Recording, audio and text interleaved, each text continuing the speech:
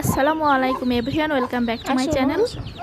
গতকালকের ভিডিওতে তো আমি দেখিয়েছি আপুদের বাসা থেকে আমি চলে এসেছি। তো তারপর দিন সকালবেলা থেকে এখন ব্লগটা আবার শুরু করলাম।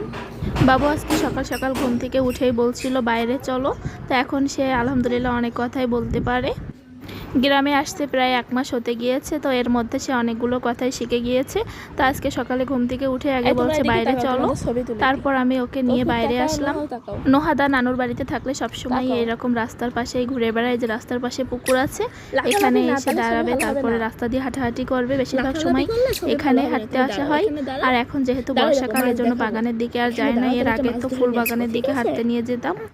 বর্ষাকালে চারিদিকে পোকামাকড়ের উপদ্রব বেড়ে যায়, এজন্য আর এখন আমি বাগানের দিকে বাবুকে নিয়ে যাই না। এরকম রাস্তার পাশে একটু হাঁটতে নিয়ে আসি, কারণ সে বাসার ভিতরে থাকতেই চায় না, সব সময় বলে বাইরে চলো বাইরে চলো। পুকুর পাড়ে নোহা তার ভাইয়ের সাথে এখানে দাঁড়িয়েছিল। তো সকালের মিষ্টি রোদে দেখতে সিনারিটা অনেক ভালো লাগছিল, এই জন্য বলছিলাম চলো তোমাদের কয়েকটা ছবি উঠাই দিই। তো বাচ্চাদের ছবি উঠানো মানে তো অনেক প্যারা, তারা কোনোভাবে ঠিকভাবে দাঁড়াচ্ছিল না, সারাক্ষণই নড়াচড়া করছিল। যতই বলছিলাম চুপ করে দাঁড়াও, তারপরে দাঁড়াচ্ছিল না, তাকাচ্ছিল না।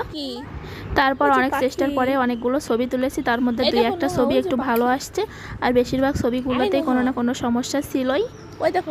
বাবু যেহেতু এখন অনেক বড় হচ্ছে, তো সে এখন আমাকে ছবি তোলায় অনেক প্যারা দেয়, ছবি ভালো করে তুলতেই পারি না। পুকুরে পানি দেওয়া হবে, এজন্য তহিদ এখানে মোটর জুড়তে আসছিল। তো সবাই ভিডিওটি দেখতে থাকুন, আর ভালো লাগলে আমার চ্যানেলটি সাবস্ক্রাইব করে রাখুন, আর যারা ফেসবুক থেকে দেখছেন তারা পেজে ফলো দিয়ে পাশেই থাকুন।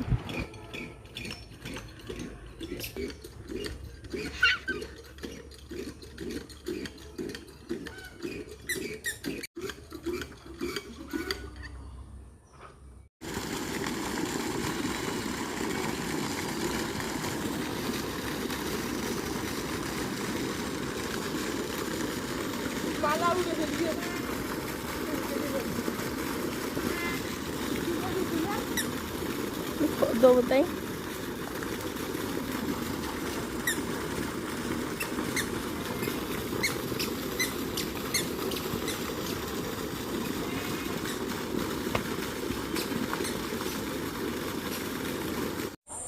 এখন বিকালবেলা বাবুকে খাওয়ানোর জন্য বাইরে নিয়ে আসলাম। তো দুপুরে সে না খেয়ে ঘুমাই গিয়েছিল। তো ঘুম থেকে ওঠার পরে তাকে খাওয়ানোর জন্য আমি উঠানে খাবার নিয়ে এসে চেয়ারে বসিয়ে দিলাম। তো এখানে মুরগির খাবার দেওয়া হয়েছিল, এই জন্য মুরগি খাচ্ছিল। তাই হাঁস মুরগি দেখিয়ে আমি তাকে খাওয়ানোর চেষ্টা করছিলাম। আমার ভাইপো এখানে সাইকেল চালিয়ে বেড়াচ্ছিল, তাই বলছিলাম আবার যাও, আমি তোমাকে একটা ভিডিও করে নিই। বলার পরে সে ওই পাশে গেল সাইকেলটা ঘুরিয়ে নিয়ে আসার জন্য। তারপরে দেখি খুব জোরে সাইকেল চালিয়ে চলে গেল। তো এখন সে ভালোভাবে সাইকেল চালানো শিখে গিয়েছে, খুব জোরে জোরে সাইকেল চালাতে পারে। আর সারাদিন অনেকবারও পড়ে যায়, তারপরেও আবার চালায় একইভাবে। এই পাশের এটা কিন্তু করমচা গাছ, গাছে অনেক করমচাও ধরছে। তো আমার মেয়েকে মাঝে মাঝে একটা করে ছিঁড়ে দিই, সে দেখি খাই। সে টকটা অনেক পছন্দ করে, তেঁতুলও সে খেতে পারে। মিষ্টি জিনিস খুব একটা পছন্দ করে না, কিন্তু ঝাল তো খেতেই পারে না, টকটা একটু খাই। এখানে তাকে আমি চেয়ারে বসিয়ে দিয়েছিলাম, কারণ খাবারটা খাওয়ানোর জন্য। তা না হলে আমি যদি তাকে ছেড়ে দিই, তাহলে সে রাস্তার দিকে চলে যাবে, তারপর তার আর খাওয়ানো যাবে না।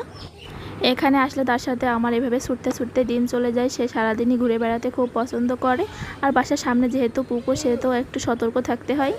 আজকের ভিডিওটা এই পর্যন্ত।